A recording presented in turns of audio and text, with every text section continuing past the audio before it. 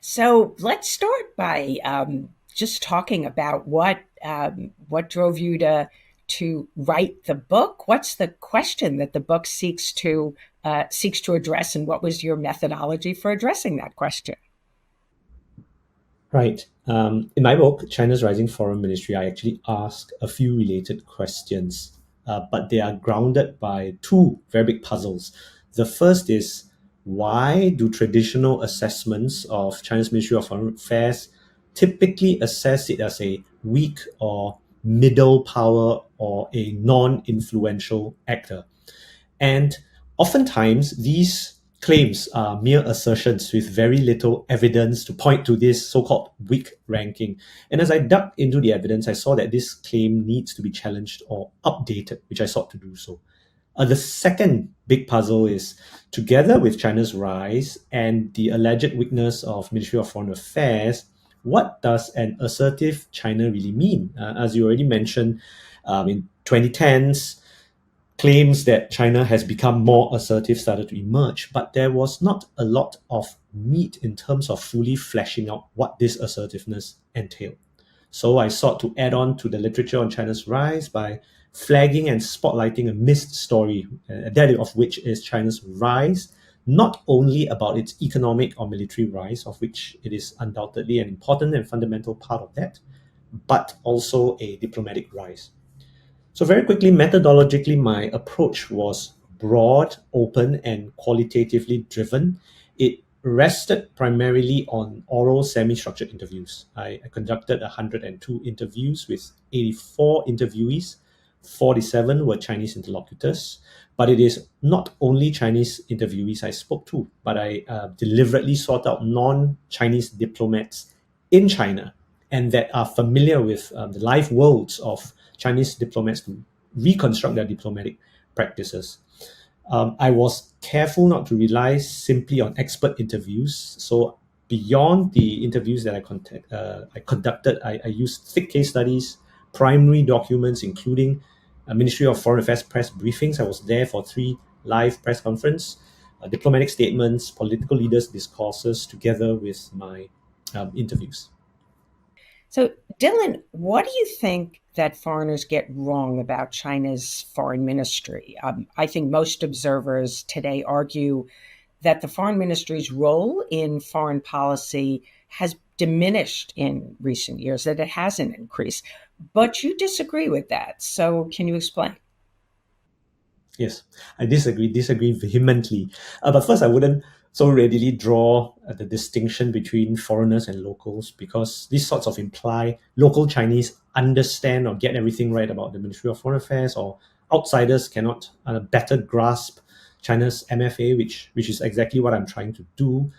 I was arguing against the conventional view that MFA is diminished, and contrarily, I actually say that its influence has grown. I think it is somewhat clear today, especially with the term wolf warrior diplomacy, quite striking that it is used to label diplomats rather than soldiers. In fact, some of my PLA interlocutors joke with me that the diplomats are more wolf warrior and assertive than them. There's actually plenty of evidence, and I detail that in my book, why I disagree, but let me just give you 3 examples.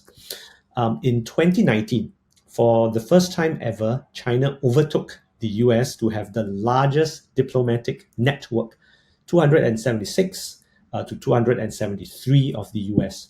This, to me, is quite seismic, and what I tried to map out and say as well, but did not and have not got the headline-grabbing effect of, say, when if China overtook the US in GDP figures, or it has one more aircraft carrier than before. In 2024, the Lowy Institute showed that the edge remained, that in terms of diplomatic presence, missions, embassies, consulates, China still has the edge with 274 to 271. Of course, larger, greater diplomatic presence does not necessarily translate to influence or power, but in the same way that greater GDP alone does not mean greater global power, it sure is a great proxy and indicator of that. Second, Wang Yi's appointment when he was foreign minister to one of only 5 state councillor positions in 2018 Yang Jiechi's elevation to the Politburo in 2017, that was hugely consequential because it restored a 10-year gap of the absence of foreign ministers in the Politburo. Now, this is, again, quite consequential, and I cannot overstate this enough, because by virtue of the foreign minister being in the Politburo, it actually gives them the rank of 副国级. There are based around 10 administrative levels of hierarchy in the cadre system. A 副国级 and the 正国级, these are the top two ranks. Only these two ranks can be termed as party and state leaders. So essentially, this gives the foreign minister and the director of the Foreign Affairs Commission that level, the extra level of hierarchy, the extra level of influence and sight into the levers of policymaking.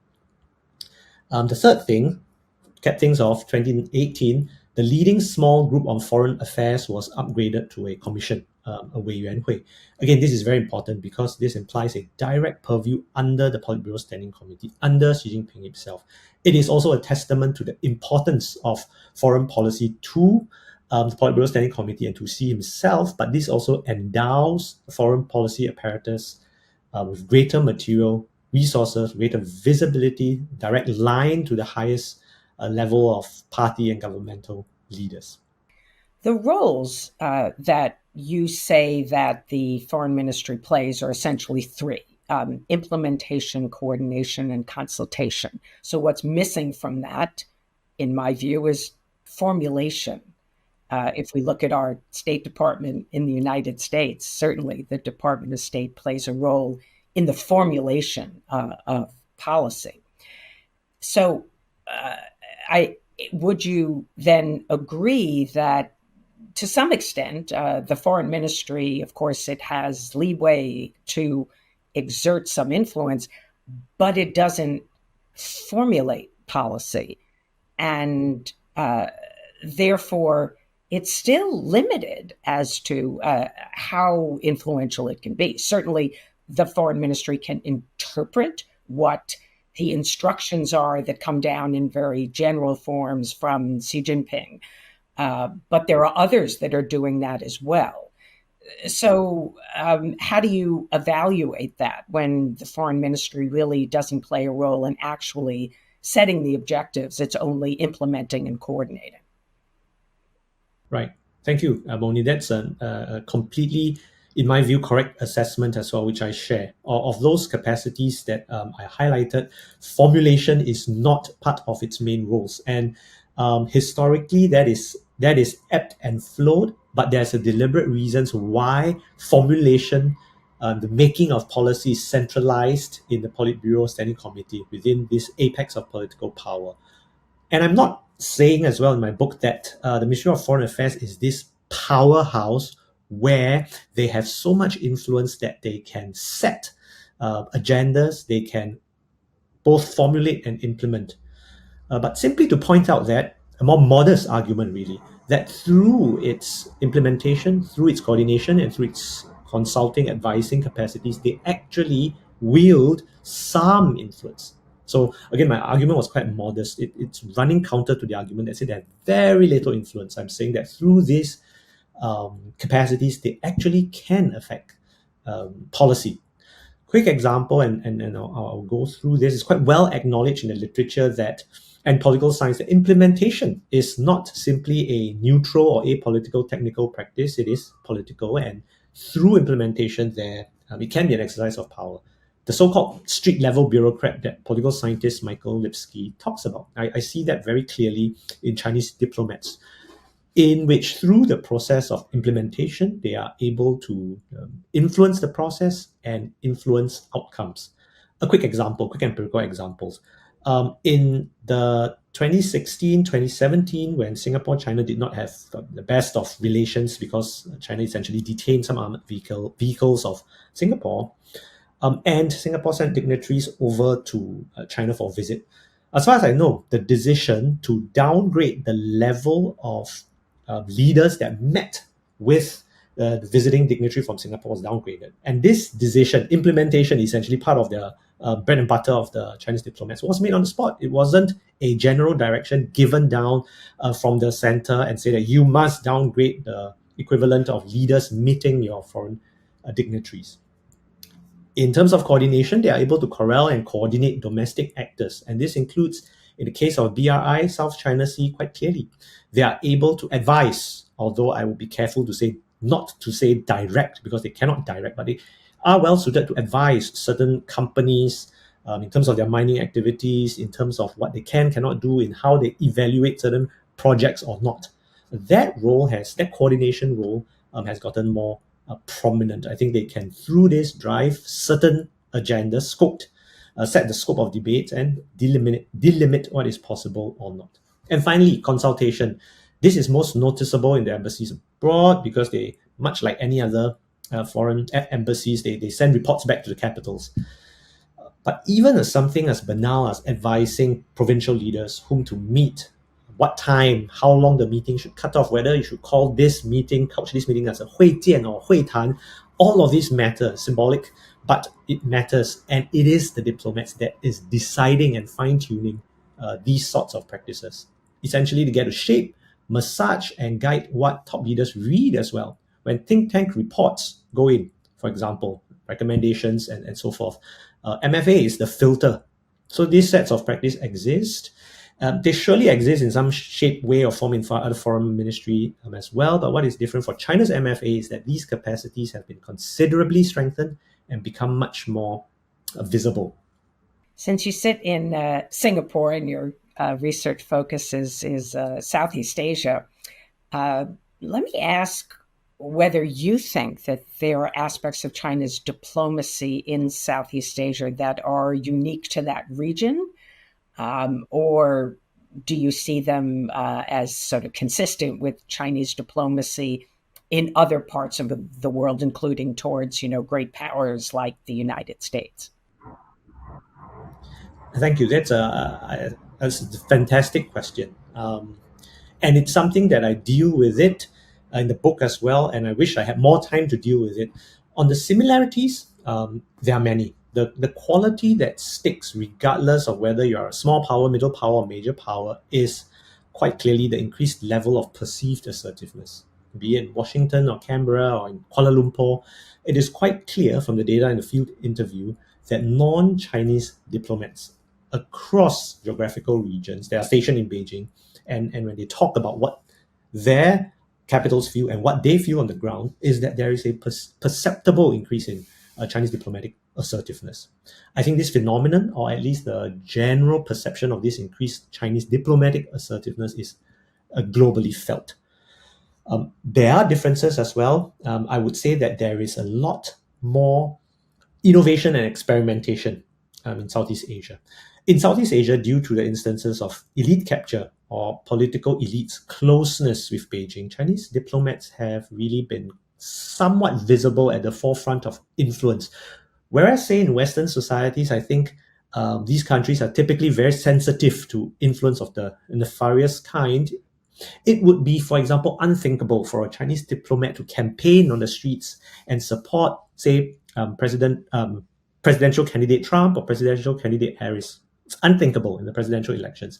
But it is part of the world, as I've mentioned, some sort of experimentation, innovation taking place. Quick example, 2018 Malaysia general election, which I also detail in the book. Campaign posters featuring Xi Jinping featured prominently for the Malaysian Chinese Association in their election bid. The Malaysian Chinese Association is a component party of the Barisan Nasional coalition.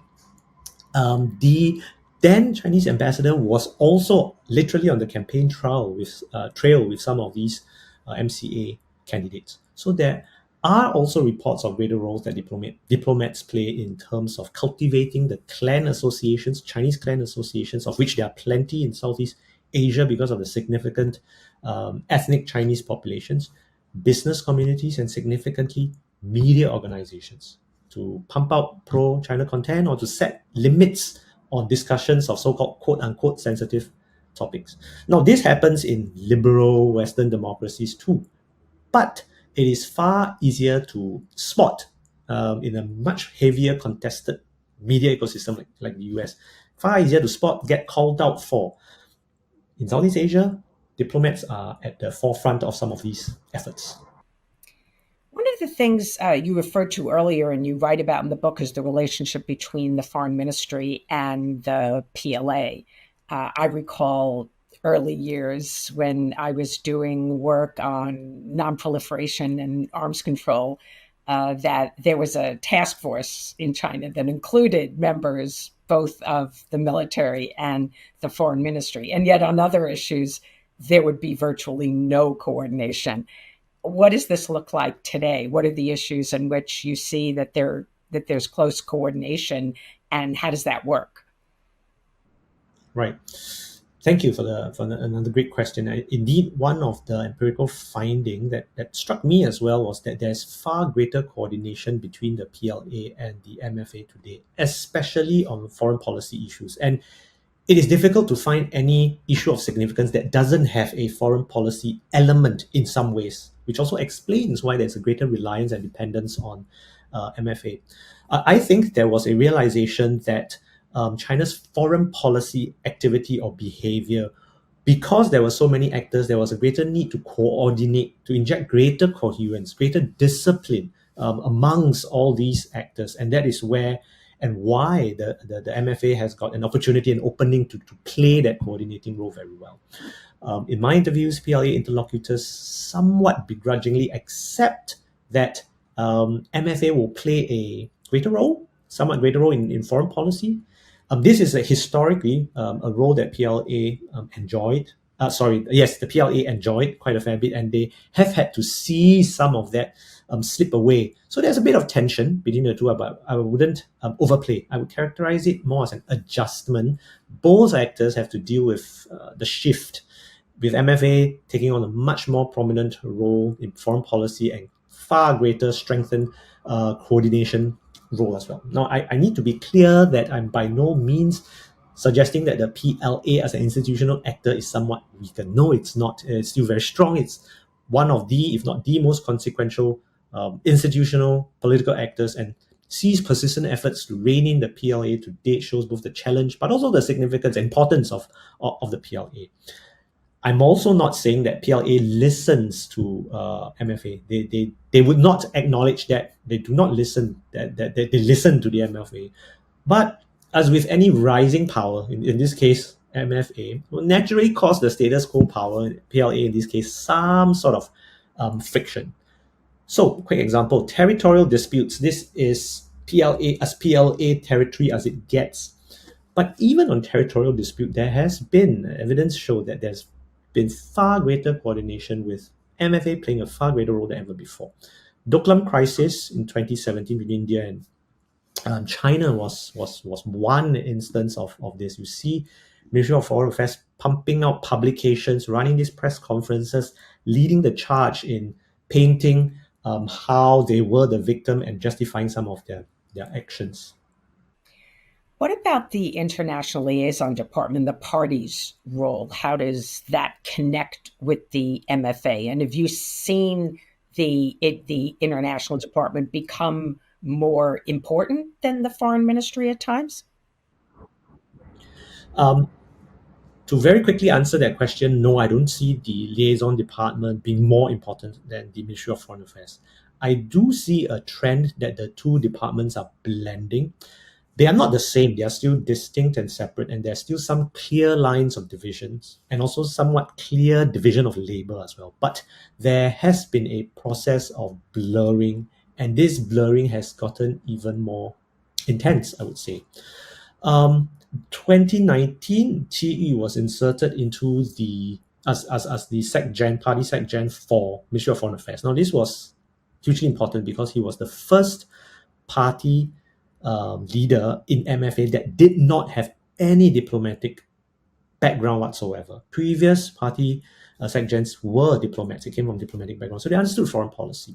He came in purely from a party background, and there is, in effect, trying to turn MFA into more of a party-like institutions. There's been an effort to make the liaison department and the MFA a bit more aligned. In terms of personnel movement, I think it's also quite clear where it's going. A former Chinese ambassador to Singapore, Sun Haiyan, for instance, was promoted essentially after a short stint in Singapore to become deputy minister in the liaison department. Lu Kang, who was spokesperson, ambassador to Indonesia, likewise deputy minister back in the international liaison department. Liu Jianchao, he had experience in Ministry of Foreign Affairs. So I see a lot more of these sort of secondment and movements between ILD and Ministry of Foreign Affairs. And it is done, in my mind, to strengthen the coherence and to institute greater mutual institutional learning between the two organizations. You conducted many interviews for your research in the book and with both Chinese and non-Chinese diplomats. So give us an example of an interview that left you with a deep impression and tell us what you learned from it. Right. I've had many interesting conversations, a good majority of which did not make it to the book simply because it would have been overwhelming. I do have a ready anecdote of many that left me with a very deep impression, and this was with a Chinese interviewee. Left me a little bit shook. This took place in 2017, and the end of 2016 to the beginning of 2017 was a period where Singapore-China ties were not great, as I've mentioned. Armored vehicles were detained and so forth. Now, in my interview with him, essentially he started very harshly criticizing me, criticizing Singapore's political leaders. He started directly reprimanding me, scolding me, castigating me, and I had to adjust and think what is happening, because upon reflection, I found out that he probably saw me as a representative of Singapore, representing some part of the government, which I do not. The Chinese have a habit of doing that. They do the same to me. Yeah. Right. So that was my first in being inducted in that way. And that's when I saw upfront, albeit in a very small way, the different facets of assertiveness bundled in that one encounter. And indeed, if you look at the Chinese playbook, if you look at influence campaigns, diplomatic practices, foreign policy, it is comprehensive, almost all-encompassing, especially when there is an easy target to rally or coalesce around, such is the case with the US now. I think sometimes it gives off the idea that they are strategically coordinating everything at the behest of some sort of grand strategy. But I think this gives too much credit to the effectiveness of let's just throw everything at it. Let's just throw the whole kitchen sink at it and see what sticks. But beyond that episode that I have, honestly, I have only been genuinely touched by the kindness and warmth of people that I've met. I have so many stories of people that I've met for the first time that saved my skin, that literally was with me throughout a very hairy encounters and made sure that I was okay. So many stories to share, but I will not belabor the point because I think I will digress too much. Great. Well, of course, we want our listeners to read the book, so we have to leave some things for them to not hear on our podcast. Obviously, I work at a think tank, so I have to ask you about the policy implications of your research and what lessons can be drawn from this research for how other countries should interact with China, what we should expect from Chinese foreign policy going forward, or how we should deal specifically, of course, with the foreign ministry. Right. I do have to start off my comments or my response with a caveat that I did not write the book with any sort of policy payoff in mind, and my current views really represent my current reflections post hoc, post publication. I do see sort of three policy implications that come up to me quite apparently. The first of which is, I think countries, broadly speaking, need to manage, adapt, and push back against diplomatic assertiveness, Chinese diplomatic assertiveness. I think the diplomatic space is where China has a large, significant room to maneuver, generally unmolested in large parts of the world, except from a few Western countries. And even then, the response is often modest or calibrated. Now, you contrast that to how countries, major powers, are responding to economic or military challenges, where any sort of assertive action very quickly gets challenged or responded. Whereas diplomatic assertiveness in many ways is sometimes brushed off as, okay, unimportant. Within the scale of escalation, is not significant. My research shows that this is not true. It is hugely consequential. There are effects. And if you leave it unattended, it will snowball and result or manifest in some ways. The second, and related to the first, is that while defense spending globally is going up, countries must not neglect to invest substantially in their diplomatic corps. This means investing, developing specific China knowledge and expertise, stuff that your think tank, very good work your think tank is doing to expand their own diplomatic capabilities. Now, lest I'm misunderstood, I think more countries having more in-depth understanding, not with the purpose of competing or containing or constraining, can only be a good thing. Because looking out, I think while there is a lot of demand for China-specific knowledge, I don't think the supply of that quite keeps up with the demand. China is and China will continue to invest in its diplomacy and diplomats. This is not a bad thing in and of itself, but their presence is going to be much more visible internationally as well, and the rest of the world needs to accommodate and manage that. Finally, a third but perhaps a very simple point is that countries need to pay more, policymakers need to pay more attention and develop relationships with Chinese diplomatic actors broadly conceived, scholars, party members, diplomats themselves. Keep lines of communication open with public and private channels. It might run counter to the current zeitgeist in the US, but I don't believe that there's any other option. And as much as it may seem that President Xi is omnipresent, omnipotent, truly the CCP and China is much more than that. If I remember correctly, you finished your interviews for the book in 2020, so about 4 years ago. And we've seen some fairly significant developments since then, of course, notably the removal of Qin Gang as foreign minister, and Wang Yi taking on the role of foreign minister again, even though he is head of the Foreign Affairs Commission at the same time. And I think many of us had expected that there would be a foreign minister appointed, but, here we are still in the middle of 2024 and no new foreign minister.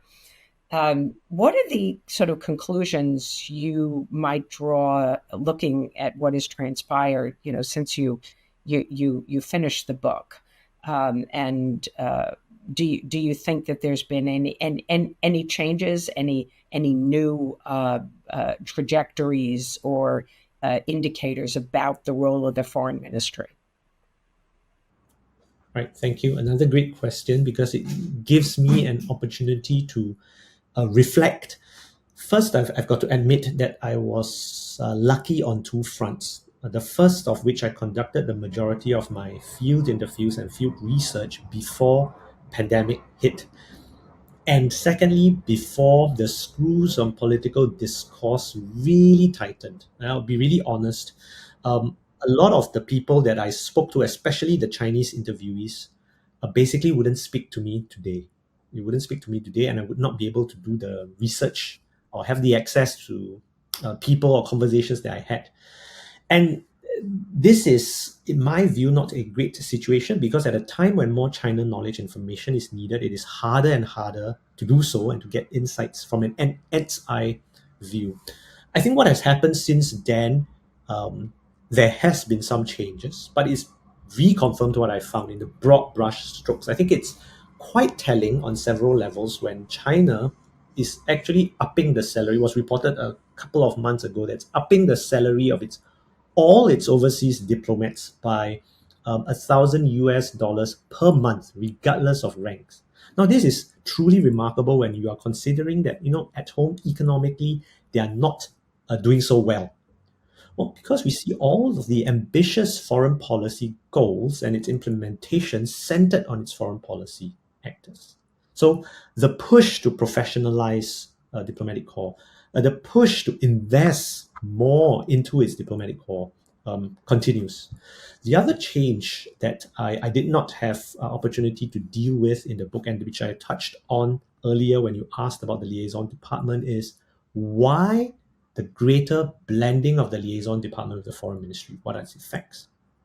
The other change that I see, I think more recently, I would say this year as well, is the scaling down, quite discernible scaling down of wolf warrior diplomacy. At the tactical level, strategically, I think there has been no change. But I think tactically, wolf warriorism does not have the same cachet as it had before.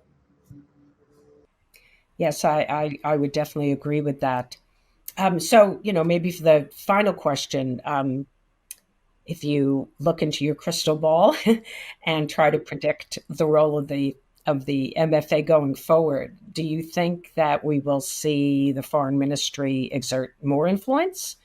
Do you think that there will be any changes in the future that we should look for? What are the indicators we should look for? Do you expect greater assertiveness, or do you think that this, as you say, wolf warriorism that has receded to some extent, do you think that will disappear or will it come back? Right. The good thing of doing research that is geographically scoped and temporally bound is that I can get away mainly with explaining and not get into the tricky business of predicting. But I do get asked this question quite a fair bit, so I'll give it an educated guess. I think we will see, as we are seeing, consolidation shift at the tactical level. I mentioned earlier that we are seeing a de-emphasis of the wolf warrior aspects on China's diplomacy. But at a strategic level, because they have found quite good traction in the global south, unless there is some sort of coordinated pushback, particularly from the global south, which is unlikely to happen, China will not change tack. If you are able to push, to coerce, to cajole, to incentivize the other's behavior to your liking, compel others to say and act things in a way that you want them to say with some success, you are going to keep doing this. And this is linked to my earlier point on policy implementation, policy recommendations or implications as well, because they are having quite a bit of success here in some of its diplomatic maneuvers and actions. They are going uncontested. They are continue then to coerce, to influence, but with more finesse and sophistication, because they are learning as well. They see the limits of wolf warrior diplomacy. They see the effects of reputational costs. So they are not abandoning it. They are simply or merely finessing it. I do continue to see a growing role for its diplomats and Ministry of Foreign Affairs. Wang Yi's position, not by design, current position as both the director of the commission and foreign ministry is unprecedented. But I think that they are learning a lot. I think that they are seeing that there's a lot of benefit to be had in having both roles centralized into one person. And this will continue, in my view. I think it will continue at least until the end of the year. I do also see, finally, a greater shift towards acquiring and exercising discourse power. President Xi himself has said quite strikingly that the West is strong in the international court of opinion, China is not, and they need to increase their discourse power, 话语权. So I see that featuring much more heavily, and I think that China's diplomats will be at the trenches and the front lines of pushing for greater discourse power and in exercising that discourse power as well. 想成为全球沟通达人吗？ 六度人工智能语音克隆技术帮你实现梦想。在这个新时代，语言障碍已成过去。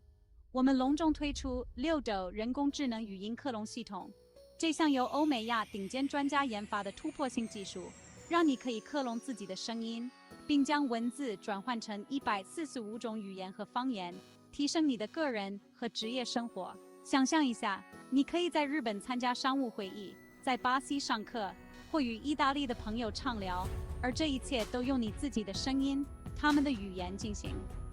操作简单，只需点击几下，无需复杂的科技知识，就能享受无缝衔接的体验，让世界向你敞开。从商务到教育，从媒体到娱乐，应用场景无处不在。企业可以更好地与全球客户建立联系，教育机构可以提供多语言学习，媒体可以创作更丰富的内容，触达更广泛的受众。今天就来体验这项革命性技术吧！访问：迈向你的声音无国界的未来。